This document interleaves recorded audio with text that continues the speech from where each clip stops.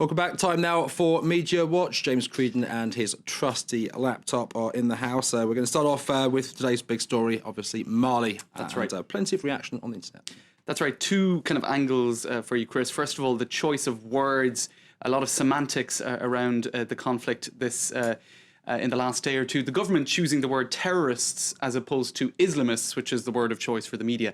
So as this headline says, the choice of words, and a lot of articles talking about that as well, are the semantics. Perhaps the government is trying to steer clear of any possible offence that they could cause the Muslim community, the very sizable Muslim population in France, with those careful kind of, avoiding the fact that, in fact, they are a lot of them self-proclaimed Islamists. So there you go. But these are the headlines you're seeing in most of the press. Mali, who are the Islamist combatants? But you're not hearing any government minister or the president using those words. Okie dokie, moving on now to this extraordinary story. Lance Armstrong, it seems, finally talking about these substance abuse allegations with who else? Oprah Winfrey. And plenty of chat about it on the internet. Lots of discussion, in particular in France. I suppose the Tour de France, so they're interested in it here. Guy Birnbaum is one journalist who reacts to it. He said, what we're going to witness on Friday when we all get to see this famous interview is an American ritual of self-flagellation in order to make a stronger comeback and be resurrected. So that's his perhaps somewhat cynical, but maybe quite accurate take on things, I don't know. We'll see something spectacular in front of an audience. In fact, he should have explained himself first and foremost on front of the relevant authorities and not Oprah Winfrey. So that's his take on it. On social media as well, lots of reaction to all those people over the years who told me Armstrong was a cheat while I constantly defended him. I apologise, says one journalist. Another is saying, Armstrong, is he going to apologise to various cyclists from whom he robbed various victories? Another person saying, look, let's not be hypocritical. They were all taking performance-enhancing drugs, so he didn't rob any victory from anyone. So that's one person's take on it. Another person saying here, look, despite PED, performance-enhancing drugs, he has done a lot for raising awareness and money for cancer. So one person saying, look, he's not just a bad guy. And I suppose the jury is still out on, well, it's not actually. They've decided, haven't they, on the whole performance-enhancing drugs thing. So anyway, lots of coverage of it. Okie dokie. Next up, the rift on the right of French politics is over, and much to the annoyance of many Anglophone employees here at France 24, our favourite party, the RUMP, Rump, is no more. We did enjoy it, the rump.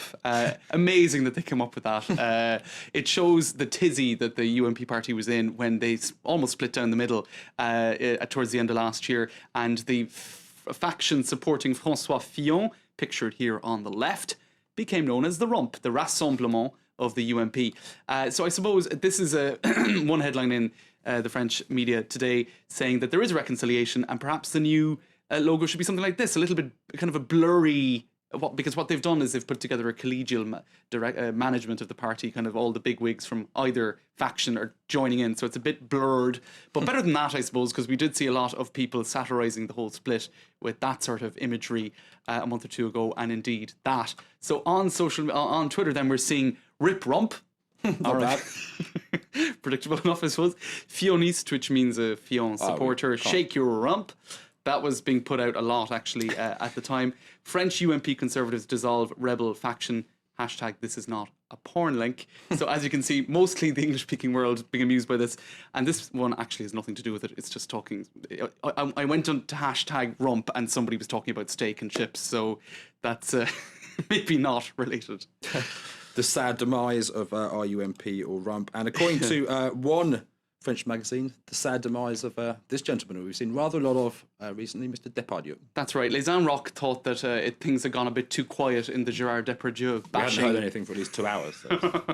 So they decided to have their latest front page on Gerard Depardieu with perhaps a kind of a tasteless byline there, 1948 to 2013, suggesting he's dead. I suppose the implication being that he's as good as, in terms of French, popularity, etc. Now, the editorial by the Audrey Pulvar said that he has driven the nail into the coffin, so to speak. She says, at Les Enrocs, Depardieu, we loved the actor Depardieu, the genius, we loved Gégé. They go on with this big kind of being elogious, and they said, but it's better to remember the good times, and it helps in the grieving process. So they're not mincing their words. So they like his acting, but they want him to cough up. And basically. Just in terms of a couple of tweets there, one person saying, well, what about Les Enrocs themselves? It's seen better days as a culture magazine. There you go. James Creedon, thanks very much. That was Media Watch Thanks, Tuesday Chris. with us here on France 24.